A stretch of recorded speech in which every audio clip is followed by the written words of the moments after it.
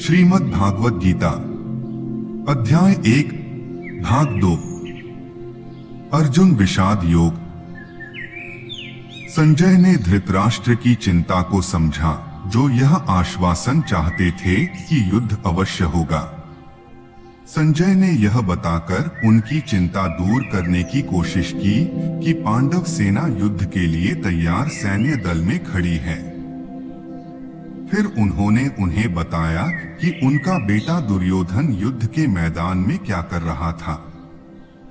राजा धृतराष्ट्र अंधे थे, इसलिए उनके सबसे बड़े बेटे दुर्योधन ने हस्तिनापुर राज्य पर शासन किया।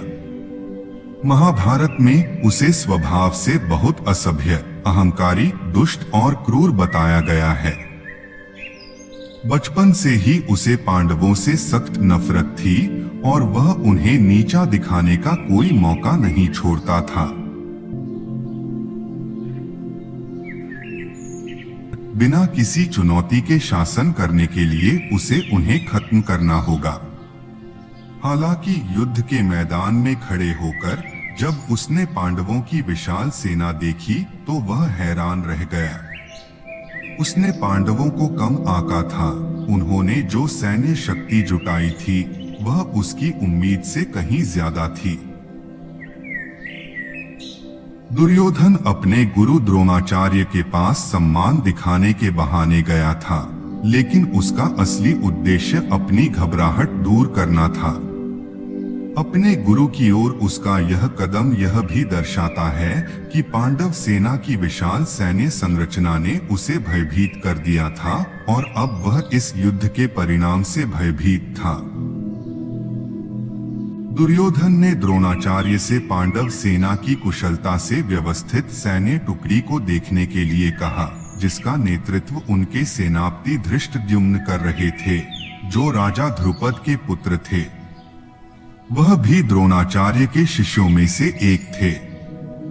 दुर्योधन अपने गुरु को अतीत में की गई गलती की याद दिला रहा था। कई साल पहले द्रोणाचार्य ने पांडवों के साथ मिलकर राजा द्रुपद को युद्ध में हरा दिया था और उनका आधा राज्य छीन लिया था। अपनी हार का बदला लेने के लिए द्रुपद ने पुत्र प्राप्ति के लिए यज्ञ किया। उस यज्ञ से धृष्टद्युम्न का जन्म हुआ, जिसे वरदान मिला था कि वह भविष्य में द्रोणाचार्य का वध करेगा। हालांकि द्रोणाचार्य को पता था, लेकिन जब उनसे धृष्टद्युम्न के सैन्य प्रशिक्षण के लिए संपर्क किया गया तो उन्होंने बहुत विनम्रता से स्वीकार कर लिया और निष्पक्षता से अपना सारा ज्ञान अपने शिष्य को दे दिया। दुर्योधन द्रोणाचार्य को याद दिला रहा था कि भले ही धृष्टद्युम्न उनका शिष्य था, लेकिन वह द्रुपद का पुत्र भी था, जिसे उसे मारने का वरदान प्राप्त था।